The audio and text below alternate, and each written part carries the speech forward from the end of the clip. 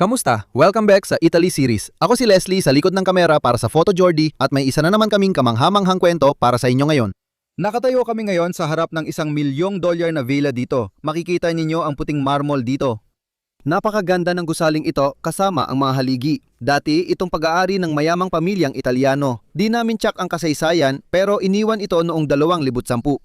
Kita nyo, halos 10 taon nang iniwan ito kaya nagsisimula ng mabulok ang lugar. Pero maganda pa rin ang property, may naiwan pang kasangkapan sa loob at kahanga-hanga ang disenyo. Tara, tingnan natin ang paligid ng lugar na ito dahil kamangha-mangha itong makita. Ang unang bagay na napansin namin pagpasok namin sa property na ito ay itong harapan na may mga saradong shutter at lahat ng yon. Talagang kamangha-mangha itong makita. Sa paligid ng property, kahit saan ka lumingon, may mga haligi na may Italianong estatwa sa taas. Bato ang gamit dito, hindi marmol, kaya mas mura pero maganda pa ring palamuti sa paligid mo. At bago tayo pumasok sa loob ng bahay, titingnan muna natin ang swimming pool na meron sila sa likod ng bahay. Dahil iyon talaga ang pangunahing dahilan kung bakit gusto kong pumunta sa lugar na ito.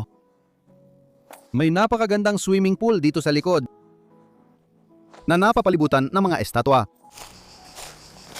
Sige Charlie, tingnan mo.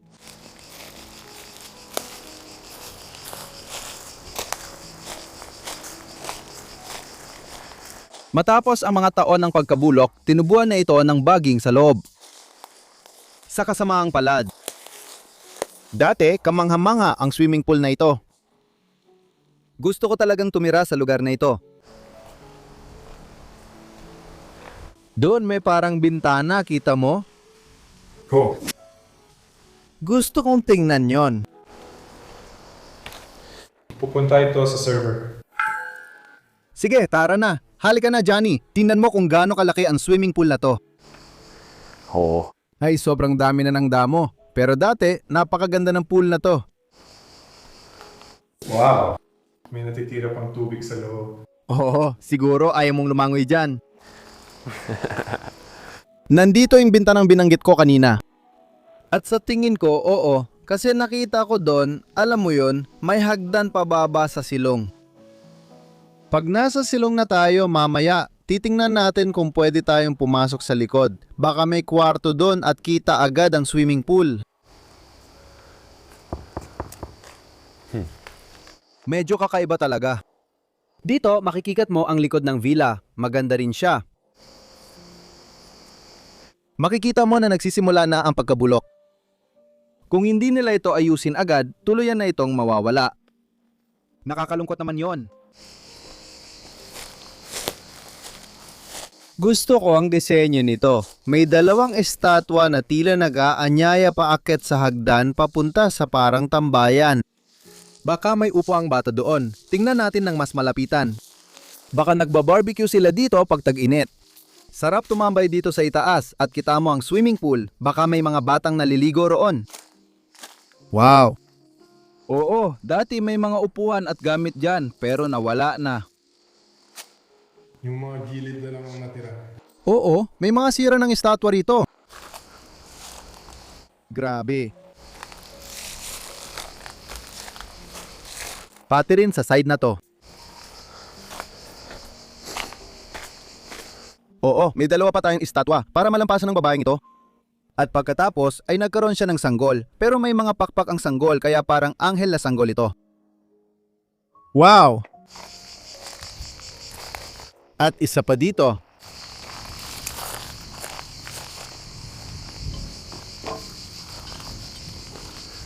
Tingnan natin ng mas malapit.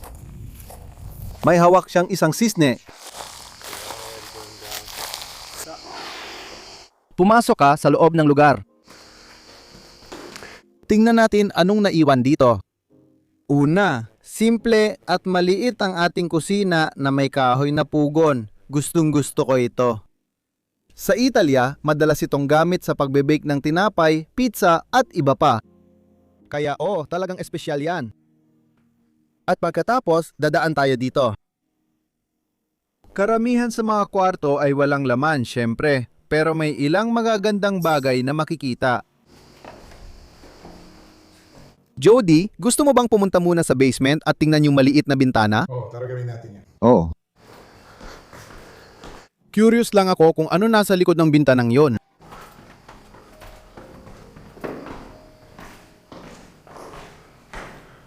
Kaya mo talagang makarating doon. Kita mo? Heto na, tama ako. Hindi ako sigurado kung para saan ang kwartong ito dahil hindi naman ito mukhang sitting area o iba pa at hindi rin ito dinisenyo para doon. Dito mo makikita ang pool.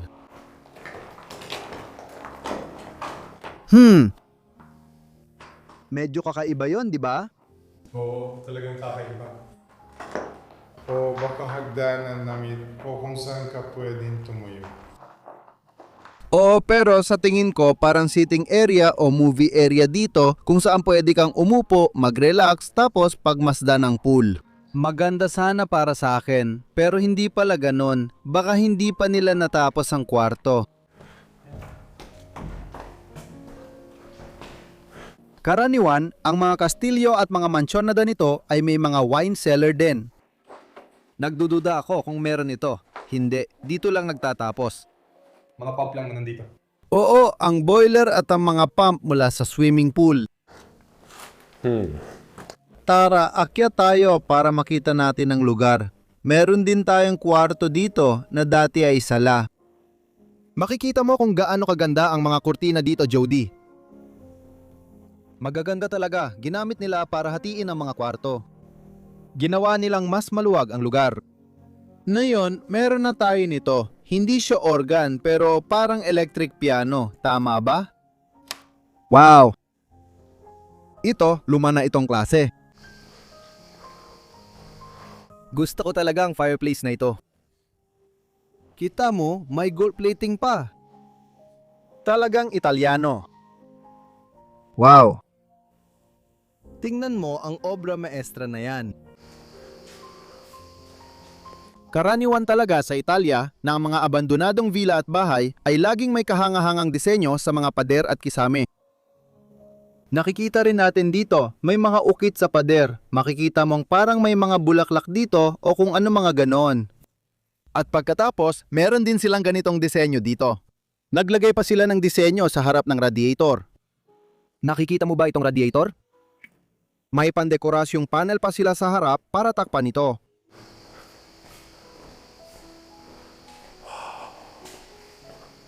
At pagkatapos, papasok tayo sa entrance hall na may magandang hagdanan. Gusto ko munang makita ang kwartong ito. Wala naman masyadong laman dito, pero makikita mong maganda ang kisame. At pati na rin ang fireplace ulit.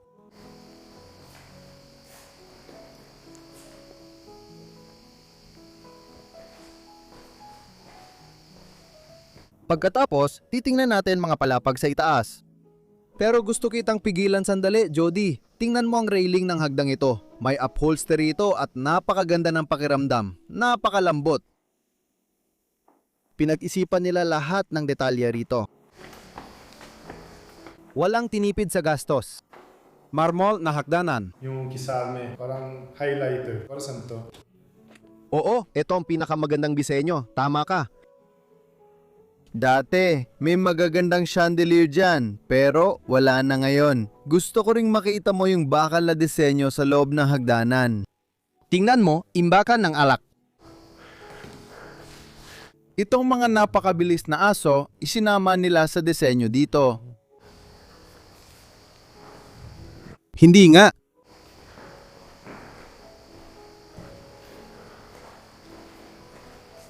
Tingnan muna natin ang kwartong ito.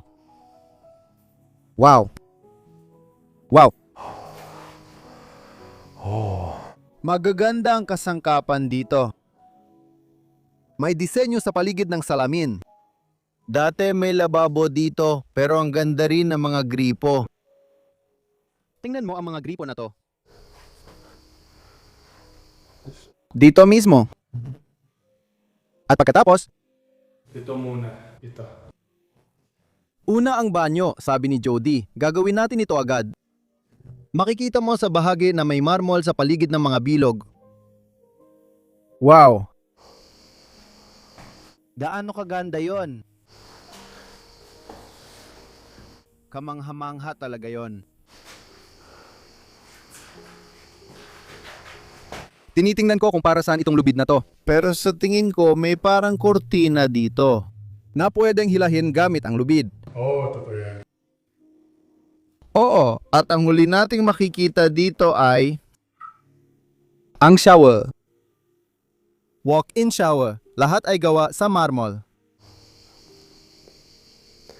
Ang Italia ay kilalang-kilala sa kanilang marmol. Mayroon silang malalaking deposito ng marmol sa mga bundok, kaya medyo mura ang marmol dito. Oo, sinasabi kong medyo mura dahil hindi naman lahat ay kayang bumili nito. Kung mayaman ka, kailangan mo talagang palamutian ng marmol ang bahay mo.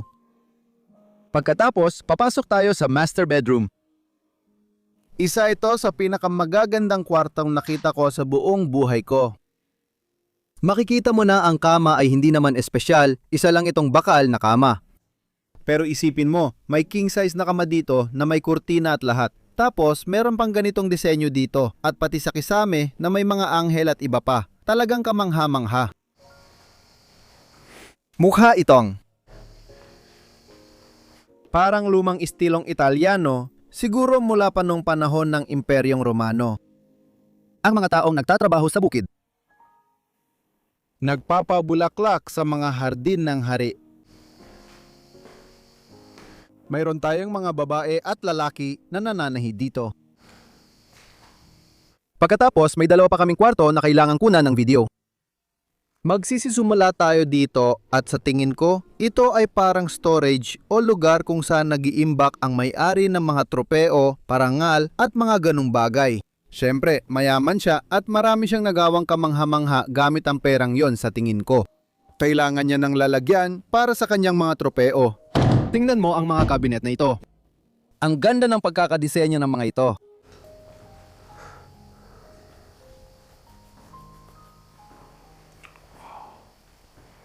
Pagkatapos, sisilipin natin ang katabing kwarto. At ito ay sa tingin ko, isang opisina ito. Oo, malamang may malaking mesa rito noon. Dito niya tinatanggap ang mga kasosyo niya sa negosyo. Dito siya nakikipag-usap sa kanila sa tabi ng fireplace. Siguro may whiskey sa mga kabinet. Kita mo, may upholstery pa nga sa likod dito. Katulad ng nasa hagdanan. Maganda siya. Oh, grabe. Ang ganda ng lugar na to. Oo, ito na lahat ng magagandang kwarto dito. Sana nagustuhan mo itong munting lugar. At itutok mo ang kamera pataas. Makikita natin ang ilang anghel. Karaniwan na may mga anghel sa kisame bilang representasyon ng Diyos, na lagi silang nagbabantay sa'yo. Pagkatapos, may dalawa pa kaming kwartong kailangan kunan ng video. Magsisisimula tayo dito. Sa tingin ko, ito ay parang storage o lugar kung saan nilalagay ng may-ari ng bahay ang mga tropeo, parangal at mga ganong bagay. Sa tingin ko, mayaman siya at marami siyang nagawang kamangha-mangha gamit ang perang iyon. Kaya kailangan niya ng paglalagyan ng kanyang mga tropeo. Tingnan mo ang mga kabinet na ito. Ang ganda ng pagkakadisenyo ng mga ito.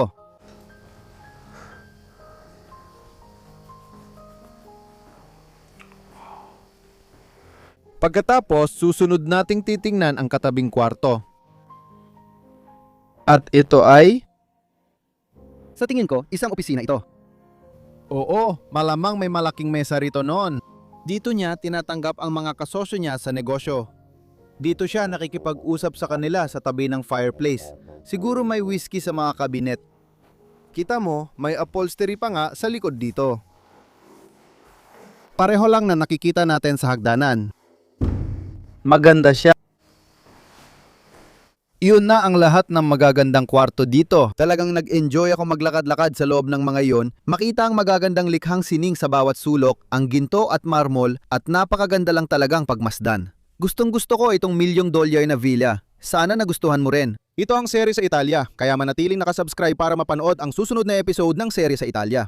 At dahil nasabi ko na lahat, gusto kong sabihin na mag-like, mag-subscribe at mag-comment, pindutin ang bell button at may maliit na link sa description para sa aming Patreon page. Doon, mapapanood nyo ng mas maaga ang serya sa Italia kung susuportahan nyo kami at makakatulong ito sa paggawa namin ng mga dokumentary na ito. Kaya, nasabi ko na lahat mga kaibigan, gusto kong magpasalamat sa inyo at magkikita tayo ulit sa susunod na linggo. Paalam, mahal ko kayo.